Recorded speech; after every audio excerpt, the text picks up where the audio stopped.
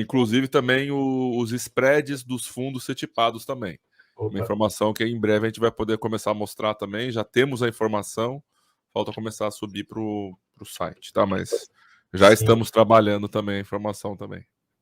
E apesar de ser meio que polêmico, né, os fundos ser tipados tem quem gosta, né? Então é muito legal aí que já vai ajudando aí.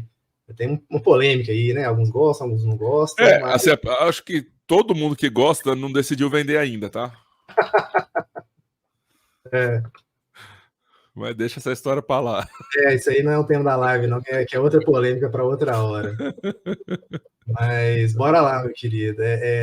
Cara, vamos começar do começo? O que é um CRI ou CRI, né, um certificado de recebível imobiliário? Vamos lá. Então, assim, a estrutura que permeia um CRI, que é o que faz possível o CRI existir, tá? Ela é conhecida como securitização, tá? A securitização nada mais é do que estruturar um ativo, né? Um título, né? Que é o nome em inglês, que é security, que ele represente recebíveis. E aqui no Brasil, quando a gente foi trazer esse nome para cá, em vez de a gente trazer o nome de titularização, a gente trouxe o nome de securitização. Sim. Que é um certificado que representa outros recebíveis. Então, o exemplo mais clássico que a gente fala assim, né? É o exemplo de uma construtora que está levantando um prédio, tem lá 1.000 recebíveis, só que ela precisa comprar um novo terreno, precisa desenvolver um novo prédio. Então, o que ela faz? Ela vai lá, vende, né? Faz a cessão desses recebíveis para a securitizadora que compra e estrutura um título que se chama CRI, né? Que é um certificado, e vende para um investidor que, no nosso caso aqui, no Brasil, hoje, o principal comprador de CRI são os fundos. Cerca de 50% a 70%, depende do ano, do volume emitido, é comprado por fundos imobiliários, tá?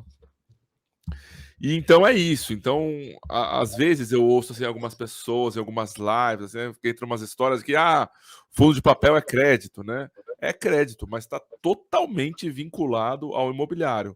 É óbvio que tem alguns CRIs ou CRAs que são mais corporativos, né? Quer dizer, estão mais vinculados ao risco de crédito da empresa do que necessariamente ao imobiliário. Mas, se a gente for ver mesmo assim, maior parte, assim, absoluta, tipo 90% dos CRIs que saem em quantidade são bem vinculados a projetos.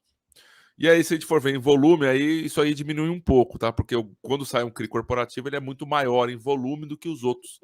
Então, a gente está falando de um CRI da Redditor, que saiu recente, dezembro do ano passado, foram 400 milhões. Sim. Em comparação com os outros CRIs, que 10, cada um é de 40 milhões. Então, tem 10 CRIs para um corporativo, né? Só que o tamanho dos corporativos, normalmente, eles são bem maiores, né? Acho que é um overview, assim, tá? Do mercado de CRI aí, tá? Legal. Então, a gente pode resumir que é como se fosse uma ponte mesmo, né? Entre empreendimentos e investidores, né? No final das contas, né? Assim, acaba sendo bom para todo mundo. Ele tem essa possibilidade de ser uma maneira dos investidores acessarem projetos que eles não acessariam de outra maneira. Principalmente dentro dos fundos, tá? Principalmente dentro dos fundos ou de carteiras administradas. Vou falar um pouco disso mais para frente, tá? Show de bola. Acho que isso que você falou também do crédito corporativo, de certa forma, vale para os CRAs também, né? Eu estava até vendo aquela live que você fez com a OPEA, né? Que você até falou há pouco, né? Do maior CRA que já foi emitido, né? Sim. Então, a gente vê também que acho que os CRAs vão seguir nessa mesma maneira, assim. Cara, os CRAs, eles são bem corporativos. A maioria ali é corporativo, né? Sim. A gente está vendo um movimento aí também de um movimento mais pulverizado, né? Que nem a gente vê nos CRIs também com o produtor rural, né? Pega a CPR, mas de certa forma sim, né? Especialmente os grandes, que nem você fez lá na OPEA. Inclusive o Phil Spape estava lá fazendo pergunta lá também na live lá também. Mas, cara, assim, a gente falou que então é uma antecipação de dinheiro, né? Uma antecipação de crédito ali para o empreendedor, né? Para o incorporador, etc. e tal. E já seguindo nessa linha, né? A gente pode até se perguntar, o povo faz muitas perguntas lá nos CRAS também, mas por que que o empreendedor, o incorporador, enfim, escolhe um CRI e não ir direto no crédito bancário? A gente pode pensar pelo menos 3 respostas, tá? Pelo menos assim, objetivamente, 3 respostas. A primeira é que é um dinheiro que esse dinheiro bancário, ele é um dinheiro que ele é um crédito finito, vamos dizer assim, tá? No sentido que ele tem um tempo menor.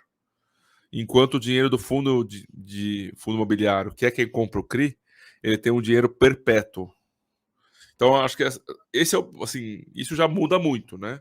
A análise de um gestor de fundo de CRI que tem ali debaixo dele um dinheiro perpétuo para ser gerido, em contrapartida de um banco que ele não sabe quando ele vai precisar devolver aquele dinheiro para a mão da poupança, né?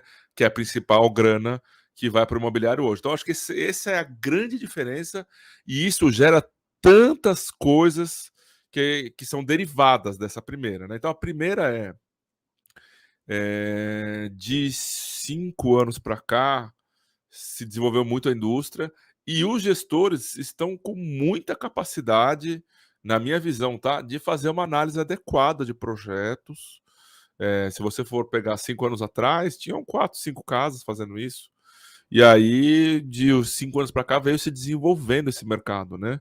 Eu peguei, né, assim, esse início lá no Verital, era gestor do Verital na época, e antes disso eu já estava fazendo lá atrás o research de CRI, né? Então eu vi esse movimento acontecendo, né?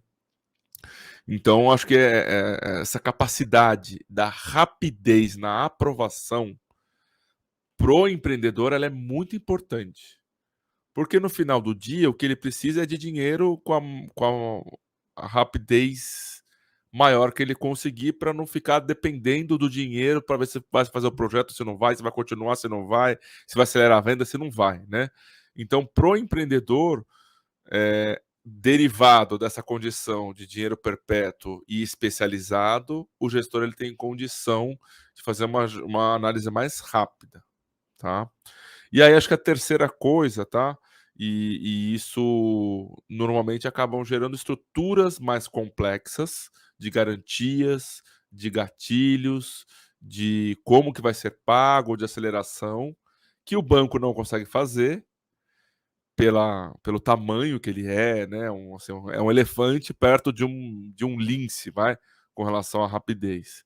E aí, com isso também, o gestor ele consegue pedir mais garantias. E por pedir mais garantias, conhecer mais, examinar mais, ele também dá uma condição de taxa melhor, normalmente para o empreendedor. Então, é uma estrutura mais complexa, que, para dizer sim ou não, ela é mais rápida. Ela pode demorar talvez igual ou um pouco mais para poder ser feita, né? Estruturar o CRI, são 90 dias normalmente. Mas depois que está de pé, ela é muito mais barata, muito mais formatada especialmente para o empreendedor. E é a mesma coisa no CRA, tá? Show de bola, né? É bom para os dois lados, né? Em resumo, né? E para o investidor também lá na Isso aí. ponta final, né? Isso aí. Mas legal, cara. E você já até falou um pouco, né, disso aí, você já tangenciou isso, mas é claro que a gente pode talvez dividir, né, do crédito